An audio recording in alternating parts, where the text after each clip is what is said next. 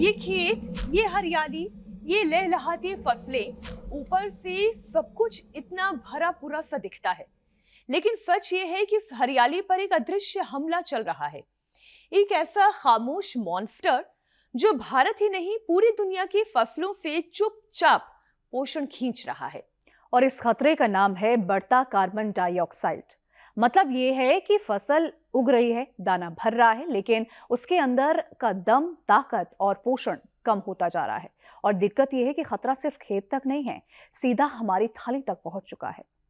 अब लीजिए, चावल, गेहूं, दाल, आलू, मटर, फल, हरी सब्जियां, सबकी क्वालिटी डाउन हो रही है। लेटेस्ट रिपोर्ट्स के मुताबिक पिछले 38 साल में भोजन की पौष्टिकता काफी घटी है।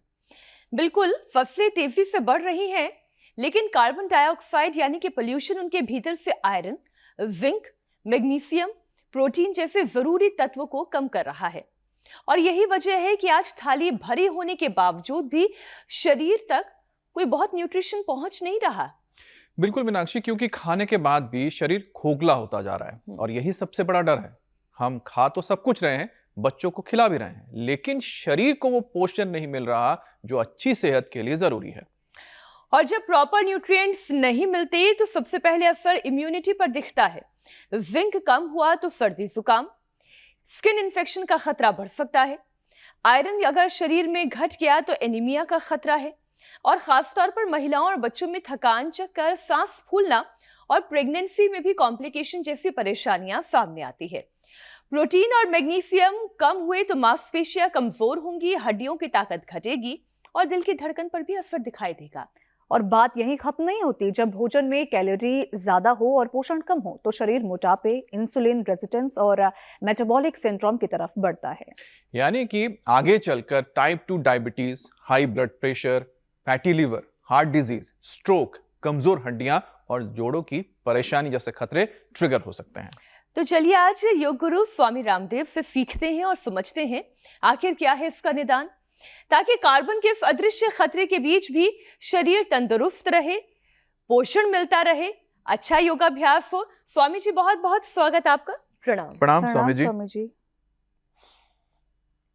बहुत बहुत प्रणाम। आपका हम स्वागत कर रहे हैं यमकेश्वर से, वेदालय पतंजलि वेलनेस से, और वृक्षासन, ताड़ासन, तिर्यक ताड़ासन, त्रिकोणासन, कोणासन, पादहस्तासन, योगिक जोगिंग, सूर्य नमस्कार, पावर योग से यहाँ से कार्यक्रम शुरू हो रहा है।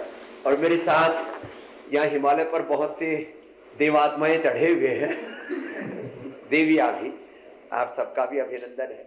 और हाँ, बहुत बड़ा विषय आपने चुना है। मनुष्य तो कुपोषण का, माने मेल फीमेल तो कुपोषण का शिकार है ही।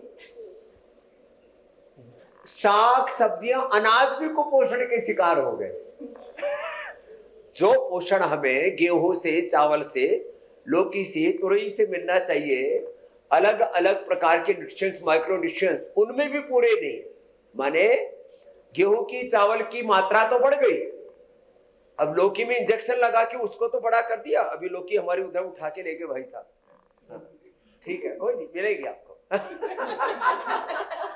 तो जो है ये लौकी बड़ी अलौकिक है, इधर लाओ, बाद में मिलेगी।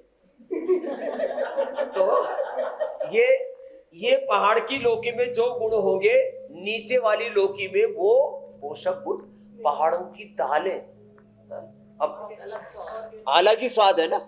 और देखो, ये तो खुमानी, ये आड़ू, अब ये प्याज, पहाड़ी प्याज देखो कितनी तगड़ी तगड़ी है। और इसका स्वाद भी बड़ा अच्छा है।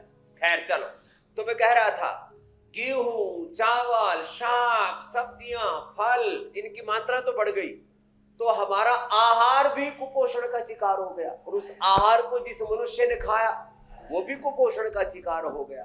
Vitamin D, B12, calcium, iron, omega, अलग अलग प्रकार के प्रोटीन्स, अलग अलग प्रकार के माइक्रोन्यूट्रिएंट्स की डेफिशिएंसी से इम्यूनिटी कंप्रोमाइज हो गई। और एक बार हमारी जीवनीय ऊर्जा गड्ढमड हुई तो फिर मोटापा, BP, sugar, thyroid, liver kidney की प्रॉब्लम्स, सारी लाइफस्टाइल डिजीज, ऑटोइम्यून डिजीज और कैंसर जैसे रोग भी हो जाते। कैंसर जैसे रोगों का कारण ये छोटी छोटी ही दिक्कतें हैं। तो ताड़ासन, तिर्यक ताड़ासन, कट चक्रासन, आज सारे आसन ऐसे ही एक रिदम से करवा रहे हैं आपको। आप भी थक नहीं रहे वैसे, अच्छे भाई बहन हैं आप। Thank you. अब स्वामी जी, जिस लौकी के दर्शन आपने अभी सुबह सुबह कराए, यहाँ ट्रैकिंग अच्छी होगी। अब हाँ, हम उतने लकी तो है नहीं कि हम यमकेश्वर जाकर रह सके, जहाँ एकदम प्रकृति की गोद में हो, चलो एकदम नीला नीला आसमान हो, चारों तरफ हरियाली हो, पेड़ पौधों के बीच में हम भी सुकून की सांस ले रहे हों और पौष्टिक आहार ले रहे हों। दृश्य हमें तो रहना है दिल्ली, नोएडा में, बद्रीनाथ तक का दर्शन, एनसीआर में, जहाँ प्रदूषण भी है, फसलों का पोषण खत्म हो रहा है, और खत्म होते फसलों के पोषण के साथ साथ हमारा भी पोषण खत्म हो रहा है।